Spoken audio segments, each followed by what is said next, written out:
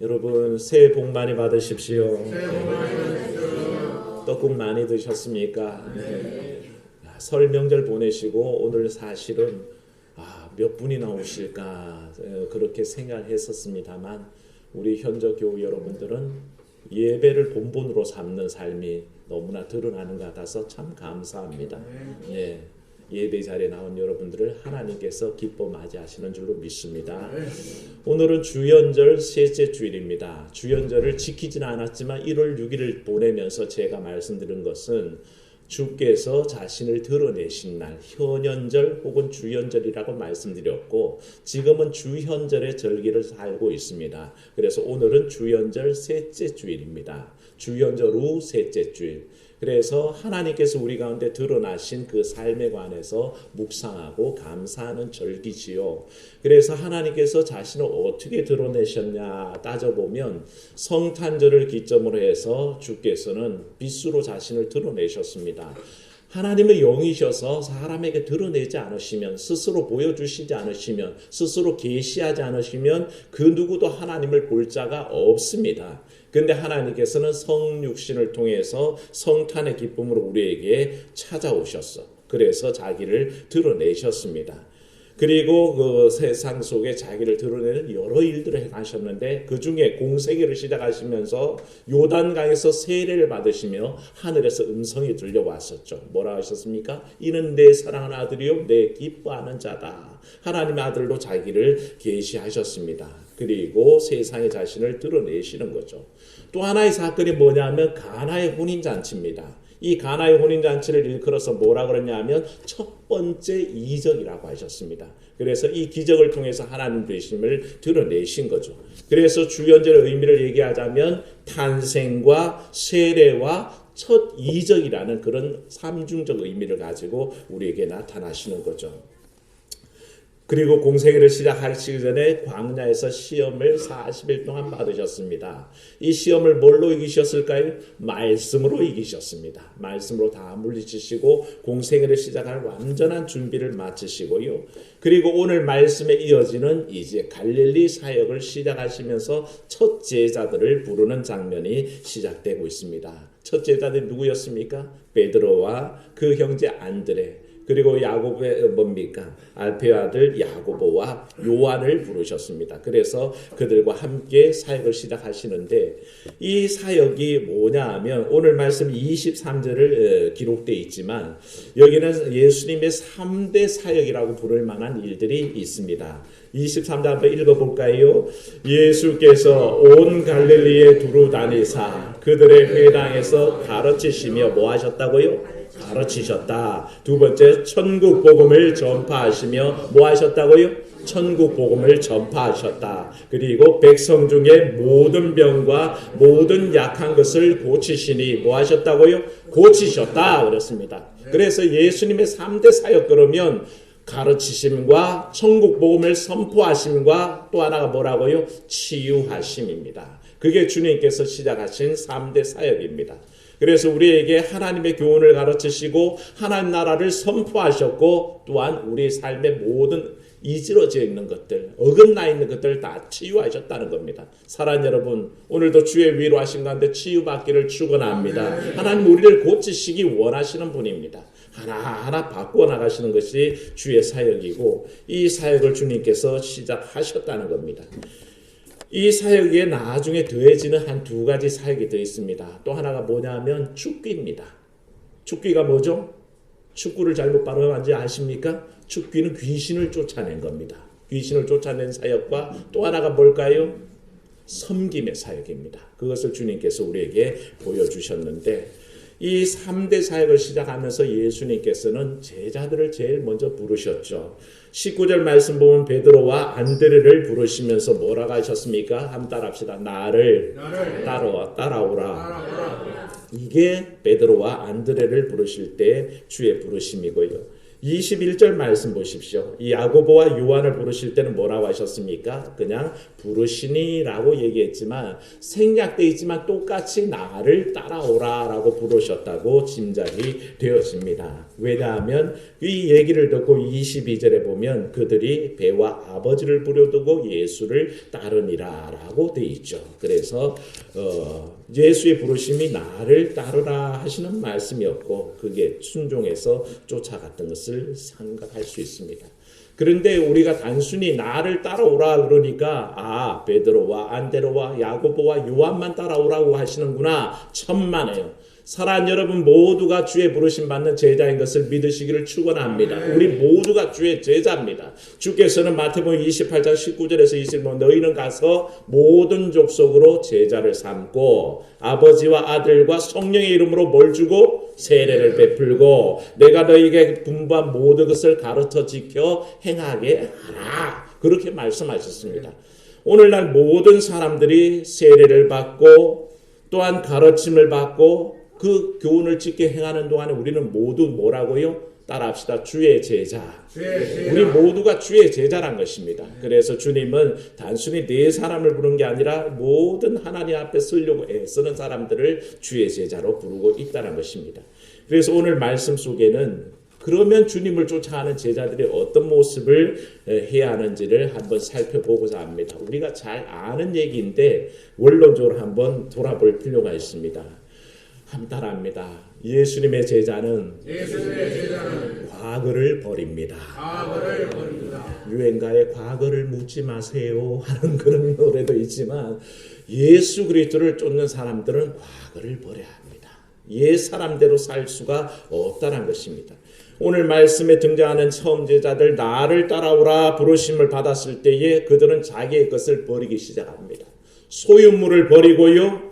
그물과 배를 버립니다. 심지어 아버지까지 내버려두고 예수님을 쫓았다라고 얘기하고 있습니다. 그런데 이 말씀은 굉장히 상징적인 의미가 담겨 있죠. 그들이 가진 배와 그물, 아버지란 존재는 사실 지금까지 자기를 지탱해줬던 삶을 지탱하게 했던 한 부분이란 것입니다. 생계는 물론이요 삶의 의미를 거기서 찾았다는 것입니다. 그것 붙들고 지금까지 살아왔었는데 예수님의 부르심은 이런 기존에 자기가 의지하고 자기 삶을 지탱한다고 믿었던 것들을 포기할 수 있느냐라는 질문입니다. 나를 따라오라 말씀하실 때 지금까지 네가 붙들고 있던 것들 포기할 수 있겠느냐라는 질문이 그 속에 포함되어 있다는 것을 알게 됩니다. 그렇게 결단을 촉구하시는 거죠. 사도 바울이요 고린도전서 1장 18절에 보면 십자가의 도를 전할 때 이렇게 얘기했습니다. 십자가의 도가 멸망받을 이들에게 뭐라고요? 미련한 것이라 그랬습니다. 십자가의 도인데 멸망받는 사람들은 이 십자가의 도를 미련하다라고 생각했고 구원을 받는 우리들에게 뭐라고요? 따라합시다. 하나님의 능력. 이상하죠? 십자가의 도를 바라보는데 구원받을 사람에게는 능력이 없고 멸망받을 사람들의 눈에는 그게 미련한 것으로 보인다는 것입니다. 십자가의 도를 쫓아가서 살아야 되는데 그 십자가를 쫓아가는 길을 어떤 사람들은 왜 저렇게 미련한 짓을 하지? 왜 저렇게 살까? 왜 저렇게 사는 것? 이해를 할 수가 없네? 라고 의심하는 거죠. 도대체 그 십자가의 도에 담긴 능력을 발견할 수 없다는 뜻입니다. 하지만 구원받는 사람들은 거기에서 오히려 하나님의 능력을 발견할 수 있었다라고 얘기하고 있습니다. 그걸 고백하는 거죠. 이건 우리가 움켜잡고 있는 모든 것들을 포기하고 하나님의 능력을 의지하도록 초청하는 삶의 결단을 요구합니다. 과연 너는 네가 붙잡고 있는 거 놓을 수 있겠느냐라는 말씀입니다. 어떤 아이가 높은 나뭇가지에 올라갔습니다. 그런데 올라갔다가 나뭇가지가 부러지는 바람에 밑으로 떨어지다가 어떻게 그 밑에 있는 가지를 붙잡고 안 떨어졌습니다. 그런데 떨어지는 김에 잡았더니 이 나뭇가지가 이제 부러지려고 하고 있는 거죠. 큰일 났습니다. 밑을 보니 아직도 자기 키보다는 한참 밑에 높이가 있습니다. 무서워서 아버지를 부르기 시작합니다. 아빠! 아버지가 놀라가지고 달려와 봤더니 아들이 이 지경입니다. 높은 데 보니까 나뭇가지는 곧 부러질 것 같고 그래서 아버지가 부랴부랴 밑에다가 방석도 깔고 담요도 깔고 어떻게 하지 붙잡을 준비를 한 다음에 이제 아들아 나뭇가지를 놔라. 내가 붙잡겠다. 근데 아들은 절대 놓을 수가 없는 겁니다. 왜냐하면 그나마 지금이라도 붙들고 있던 이 나뭇가지가 나를 안전하게 생각하지 아버지가 나를 붙잡아 줄지 놓쳐버릴지 어떻게 압니까? 그래서 아들은 지금 현실에 지금 당장 나를 붙잡을 수 있는 나뭇가지가 의지할 거라고 생각하지만 이 아이의 실수는 뭘까요? 자기가 그렇게 오래 매달릴 수 있는 힘이 없다는 것과 나뭇가지는 점점 부러지고 있다는 것을 자각하지 못하는 거죠. 이 짧은 우화 속에 우리 인생의 모습이 있습니다. 우리는 뭔가 붙잡고 그게 나를 지탱해 준다고 믿고 있지만 실상 그것은 자꾸 허물어져 가는 것에 불과하고 그것을 놓고 하나님 품 안에 들어갈 때 오히려 안전하다는 것을 인정하지 않는 겁니다. 그래서 십자가의 도를 인정하지 않고 미련한 것으로 얘기하고 그 속에 담긴 하나님의 능력을 보지 못하는 사람들이 너무 많다는 것입니다. 사랑하는 여러분, 우리는 얼마나 자기의 삶의 옛 모습을 붙잡으려고 애쓰는 존재인지 모릅니다. 사랑 울타리가 늘 전도할 때 술만 드시면 거기 오는 분이 한 분 계셨습니다. 피스 이러면서 다녀가는 분인데 이분은 술에 만취된 채로 오고 그러다가 교회에 오기도 몇 번 왔었습니다. 그런데 행패를 부리다가 우리 집사님 한 분이 혼을 내가지고 요즘은 안 오시고 계시죠. 이분이 늘 전도할 때면 만납니다. 대낮부터 술이 만취가 돼서 그렇게 우리 사랑 울타리 부수에 찾아오는 거죠. 그래서 얘기를 합니다. 근데 제가 늘 듣고 있으면 이분은 세상에 대한 불만, 사람들에 대한 불평만으로 가득 차 있습니다. 그래서 자기는 술을 안 먹으면 안 된다고 얘기합니다. 그래서 제가 얘기하죠. 선생님은 다른 거 모든 거 하기 전에 제일 먼저 술을 끊으십시오. 그래야 새롭게 변화될 기회가 생깁니다. 그렇게 얘기했더니 이분이 뭐라 그러지 않습니까? 늘 똑같이 얘기합니다. 목사님, 제가 술을 끊으면 술기운마저 떨어지면 제가 아무런 소망이 없습니다. 그렇게 얘기하는 거예요. 희망이 없다는 거예요. 이야, 술에 희망을 걸고 사는 분도 있구나. 술 때문에 그냥 지탱하고 의지하는 사람이 있구나라는 생각을 했습니다만 사랑하는 여러분, 이 말에 대해서 어떻게 생각하십니까? 과연 그분에게 술이 과연 희망이었을까요? 저는 그렇다고 생각하지 않습니다. 그냥 그게 의지할 뿐입니다. 그래야 잠시 잊어버리고 그래야 잠시 세상에 대한 원망도 불평도 잠재워지니까 그거에 의존하고 있는 거죠. 사랑하는 여러분, 자기의 옛 삶의 모습을 버리지 않고는 결단코 하나님의 능력을 체험할 수 없습니다. 나뭇가지를 놔야만 밑에서 받쳐주는 아버지의 품 안에 안길 수 있다는 것입니다. 그러니 내가 지금 붙들고 있는 나의 부러질 가지들 의지하지 마십시오. 오직 하나님 앞에만 내 삶을 드리겠다는 결단이 나를 따라오라 부르실 때 응답하는 길이란 것입니다. 두 번째 기억할 것은 예수님을 따르는 사람들이 가야 할 곳이 있습니다. 주님은 이 사역을 시작하시면서 제일 먼저 어디로 가셨냐면 갈릴리로 가셨습니다. 갈릴리는 예수님의 주 사역 무대죠. 특히 갈릴리 나사렛과 가버나움은 예수님께서 성경이 본 동네라고 불렀던 곳입니다. 성경을 보면 누가복음 2장 39절에는 갈릴리를 본 동네라 불렀고요. 마가복음에서는 그 가버나움이 본 동네라고 불렀습니다. 그런데 공통된 게 뭡니까? 갈릴리의 지역입니다. 나사렛이든 가버나움이든 다 갈릴리에 있는 곳입니다. 그것을 마치 예수님은 자기의 본 동네, 고향처럼 생각하시고 늘 거기에서 주사역을 하셨는데 갈릴리는 오래전부터 이방인의 땅 취급을 받던 곳입니다. 가난한 자들이 몰려 있었고 병든 자들, 약한 사람들이 다 거기에 몰려 있었습니다. 이방의 땅으로 취급받으면서 천대받았던 곳이고 거기 사는 사람들은 절망과 좌절 속에 그냥 내가 가난과 질병에 찌들려서 내일의 소망을 얘기할 수 없는 사람들이 사실은 갈릴리 사람들이었습니다. 그래서 유대의 그 어떤 지역보다 누구를 기다렸을까요? 메시아를 기다렸죠. 메시아 대망이 갈릴리보다 더 간절한 곳은 사실은 없었습니다. 이 갈릴리의 그 간절함을 예수께서 아시기 때문에 예수님은 첫 사역을 시작하면서 어디로 가셨다고요? 갈릴리로 가셨습니다. 그 기다리는 사람들, 소망을 기다리는 사람들, 희망을 원하는 사람들, 그들에게 가시면서 뭘 하셨다고요? 가르치시고 천국 복음을 선포하시고 또 치유하시는 일들을 통해서 그들을 고쳐주셨던 것을 알게 됩니다. 그런데 사랑 여러분, 갈릴리는요 우리 삶의 약점과 같은 곳입니다. 사랑 여러분, 여러분에게 갈릴리는 어디입니까? 나는 모든 것이 완벽하다고 천만에요. 우리 인생들이 다 자기 나름대로의 갈릴리가 있다는 것입니다. 내 삶의 영역에서 멸시받고 억압받고 절망과 시대에 빠진 그 장소가 나의 갈릴리입니다. 사랑하는 여러분, 그 갈릴리에 주님 오시기를 기대하시기를 축원합니다. 거기에 와주셔야 됩니다. 내 약점의 자리, 내 갈릴리, 내가 가장 힘들어하는 그 부분에 주님이 오시지 않으면 나에게는 희망이 없습니다. 그래서 기다리는 겁니다. 하나님께서 현현하셔서 내게 찾아와 주시기를, 메시아께서 자기를 드러내시고 내게 와주시기를 기다리는 곳이 바로 갈릴리입니다. 질병의 고통으로 내 육신의 고통이 있는 그곳이 갈릴리입니다. 물질로 고통받는 내 삶의 자리가 곧 갈릴리 아닙니까? 왜 거기에 주님이 오시기를 기대하지 않으십니까?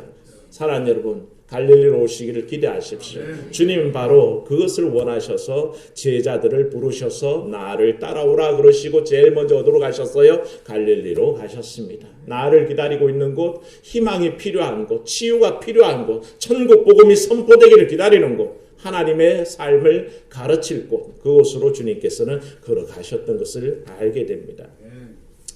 사랑하는 여러분, 내 삶의 갈릴리에 오시는 주님을 만나시기를 축원합니다. 그 주님이 필요합니다. 그 갈릴리에 가시면서 예수님은 제자들과 동행하면서 사역을 하셨습니다. 함께 가시기를 원하셨던 거죠. 예수님만 갈릴리로 가신 게 아니라 제자들로 고백하고 내가 예수님의 제자입니다 라고 생각하는 사람들은 바로 예수님과 동행하여 갈릴리로 가시는 겁니다. 때가 되면 예루살렘으로 올라가자 말씀하시겠지만 예수님의 주 관심은 슬픔과 고통과 눈물 그릉그릉 담겨있는 그 갈릴리 사람들에게 찾아가기를 원하셨습니다. 제가 요즘 굉장히 힘든 게 아니라 기도하고 있는 제목이 뭐냐 하면 빨리 우리 동력하실 교역자 다른 한 분이 오시기를 기도하고 있습니다. 근데 좀 현실적으로는 굉장히 서글픈 마음이 있습니다. 왜냐하면 신학교 때 늘 우리가 사경회 때마다 부른 것은 부름받아 나서는 문 어디든지 가오리다. 아골골짝 빈들에도 복음 들고 가오리다. 현적교회 같이 작은 교회라도 무조건 가오리다. 그렇게 얘기하지 않는데 사실은 뭐 소망, 염락, 명성 내가 가오리다. 몇 시천대 현적교회 주님 가소서. 뭐 이런 식의 어떤 분위기가 되는 것 같습니다. 그래서 빨리 좋은 분이 와주셨으면 하는 겁니다. 우리는 현실적으로 그렇습니다. 힘들고 어렵다는 것을 기피합니다. 안 가려고 합니다. 거기 가서 내 스펙에 도움이 되고 내 이력서에 한 줄이라도 쓸 수 있는 곳, 남들이 보고 그 교회에 계셨어요 알아줄 만한 곳을 선호하지. 아무리 알골골짝 빈들에도 복음 들고 가오리다 서약했던 신학생들이지만 쉽게 나서지 않는 것을 볼 때 참 씁쓸합니다. 여러분 계속 기도해 주시기 바랍니다. 네. 마지막으로 기억하실 것은 예수께서 우리를 향해 나를 따라오라고 부르실 때는 우리가 바로 예수님 가시는 그 길에 함께하기 위해서 힘써야 한다는 것을 강조하고 있다는 것입니다. 이 일은 주님 혼자 하시기를 원치 않으셨습니다. 주님 혼자 충분히 하실 수 있는 일인데도 제자들을 불러서 나를 따라오라 말씀하셨고 그 주님과 동행하기를 원하셨습니다. 심지어 십자가를 지는 일조차 주님께서 우리에게 부탁하셨습니다. 구속의 십자가는 혼자 지셨지만 주님께서 마태복음 16장 24절에 누구든지 나를 따라오려거든 자기를 부인하고 자기 십자가를 지고 나를 따를 것이니라. 그렇게 구원하셨습니다. 십자가를 지라는 것입니다. 우리 모두가 주의 뒤를 십자가 지고 쫓아오기를 원할 때 주님은 나를 따라오라 그러는데 우리는 사실 그걸 별로 좋아하지 않죠. 어느 절에서 스님들이 중요한 회의를 하는데 몇 날 며칠을 의논하는데도 잘 결론이 나지 않습니다. 그 문제는 알겠는데 누군가가 한 명이 나서서 대표로 그걸 처리해야 되는데 도저히 결론이 안 맺혀지는 겁니다. 그래서 회의만 하고 있는데 한 스님이 고뇌에 찬 표정을 지으면서 하는 말이 뭐라 그러냐면 스님들 걱정하지 마세요. 제가 십자가를 질게요. 딱 그렇게 얘기를 했다는 아주 고전적인 우스갯소리죠.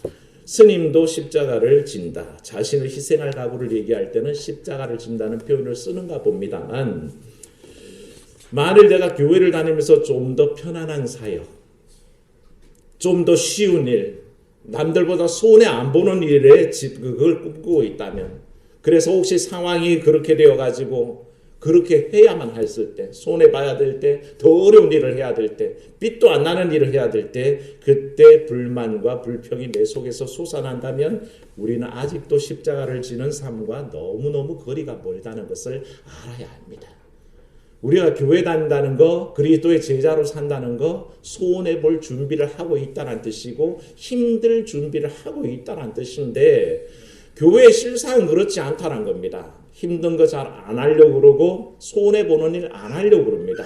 그러면서 우리는 뭐라 그럽니까? 내가 그리스도의 제자요 나를 따라오라는 부름 속에 서 있다라고 생각하죠. 그게 우리의 착각이라는 것입니다. 사랑하는 여러분, 오늘도 우리가 교회 문턱을 넘어서서 예배 자리에 나왔다는 것은 나를 따라오라는 주님의 부름에 응답했다는 뜻입니다. 내가 그 부름에 응답해서 나왔다는 뜻이기 때문에, 그렇다면 그 고백이 뭡니까? 내 과거의 삶은 모습은 버리겠습니다 라는 결단이 포함되고 있고요. 그 속에는 내가 하나님께서 나아가시는, 예수께서 걸어가시는 갈릴리로 갈 준비가 되어 있습니다 라는 뜻이고요. 그 고백은 내가 십자가를 능히 질 삶을 결단하겠습니다 하는 뜻입니다. 이 교회의 문턱을 넘는다는 것은 바로 그런 뜻입니다. 그런 준비를 하고 나왔는데 그 음성에 응답하여서 내 과거의 삶의 방식과 사고방식과 성격과 아집과 편견 버릴 준비가 돼 있어야죠. 어떤 악을 골짜 빈들이라도 따라가겠다는 결심으로 내게 주어진 갈릴리는 어디든지 가겠다는 결심이 있어야죠. 손해가 되더라도 기꺼이 십자가를 지겠습니다 하는 것이 나를 따라오라는 주의 부르심에 응답하는 제자의 모습이죠. 바로 우리가 그것을 결정하고 오늘도 주님을 쫓아가는 그런 귀한 고백이 있어야 합니다.